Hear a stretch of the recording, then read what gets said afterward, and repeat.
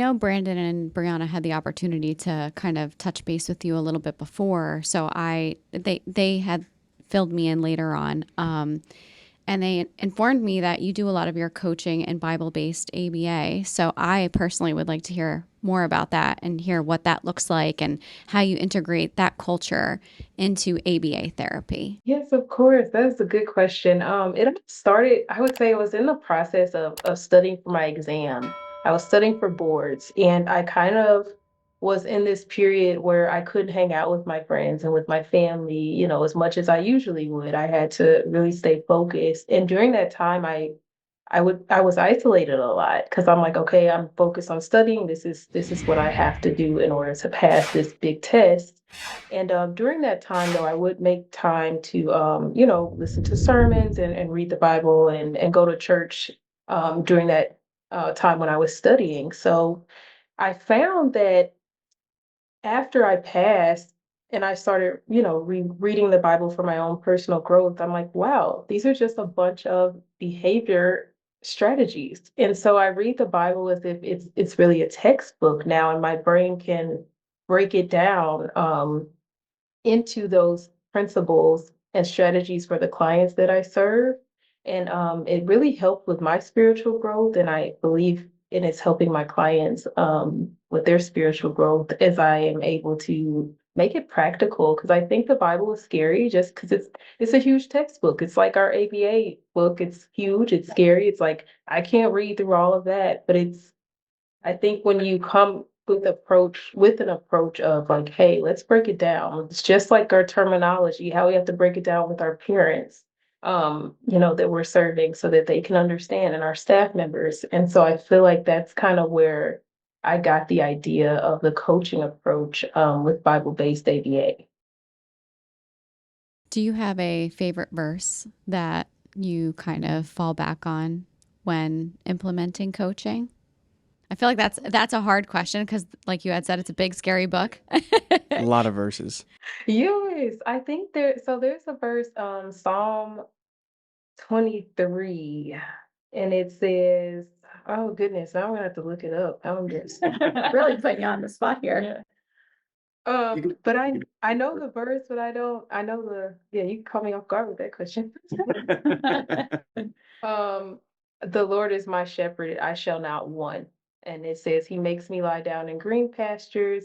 He leads me beside the still waters. So, like, basically, He's leading me. I know that there's no mistakes that I can make that aren't accounted for in my overall plan. And that's what really relaxes me if I ever like get anxious about things, because I know we're BCBAs and RBTs and we're in this field and there's always something for us to do. So when I get overwhelmed, I'll just let it play on my phone app, on the Holy Bible app, and it'll play out loud. And it's like, okay, I don't need to want for anything. Everything's fine. This is just a part of the plan, the process. So, Right. I was going to say, I love that connection because we bring that up a lot here. As a BCBA, you're kind of looked to as like the superhero who's going to swoop in and solve all of these problems and snap your fingers or wave your magic wand, and then all these problems are going to go away. And that's a big pressure for somebody, especially for somebody who's just stepping foot into the field or just past their boards, like you had said. So to kind of have that to fall back on and say, there's no mistake too big that I can make, that means that I won't get to the destination that is meant for me. And even when making mistakes, we're not supposed to be perfect. And in those mistakes comes growth. So I think that's like a really beautiful passage to link coaching and just having faith and acting on your morals and ethical values, and everything will be okay and come to. there's these strong commandments in the Bible, like thou shalt not lie. So in relation to a professional setting, hey, we're honest. We're gonna be practicing honesty. We're gonna be practicing integrity. So basically, that would just be a form of breaking down the Bible into terms that align better with the professional setting. And that's usually I don't practice it. Well, I mean, it's who I am, so I do practice it, but like, you know what I mean? I don't talk to parents, and I'm not bringing up the Bible when I'm having a parent meeting, like in a company within a company that I'm working for. But I do practice those basic values like the honesty, integrity, being open communication, having open communication, and communicating in a way that is effective and not the opposite of empowering, basically. So we want to be empowering when we're talking, when we're teaching and working with everyone. And I think that the Bible lays a really good foundation for that. I did even want to bring up, like we were talking about before, like making mistakes and things like that. Even, when we're working with trainees in supervision. I met with a trainee a couple weeks ago, and she's newer. She's just starting her hours, and we talked about, different supervision assignments and different ways that we can start to shape her skill set. And her first question was, well, what if I make a mistake? I was like, that's great. That's what you're supposed to do. This is that time. These are those training opportunities where you learn from those mistakes. And there's that growth like Kate was talking about before.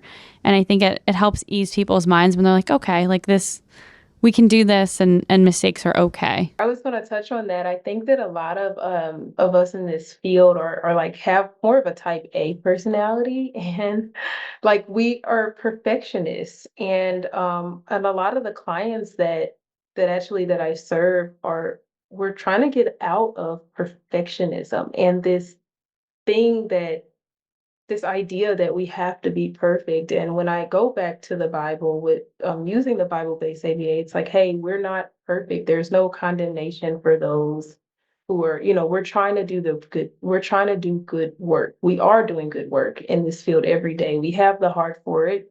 You have to have the heart for it to do it long term. This is not that type of job you can just fake it till you make it. You get called out real quick. So with you having good intentions, I'm like, there's no, you don't have to feel so guilty. So like you have to come in and be this robot and this perfect person. And when you're training those staff members and those RBTs and people that are new in the field, that's oftentimes what I get. I get a lot of anxiety and like, oh, I was afraid I wasn't gonna do this right. And it's like, hey, it's okay. I've been there. It's not you can't do anything to where, you're not going to get fired for making a mistake. We're just going to be open and honest about it, and we're going to work through it. And we have to constantly encourage. I feel like encouragement is a part of our, like, they should have taught us that in school, like how to encourage people in our field, because I think that's a big part of supervision, honestly. It's like half the session. Check out thekarmacollection.com for stylish ABA-inspired apparel that spreads the message of behavior science with every wear. Free shipping on orders over $120. thekarmacollection.com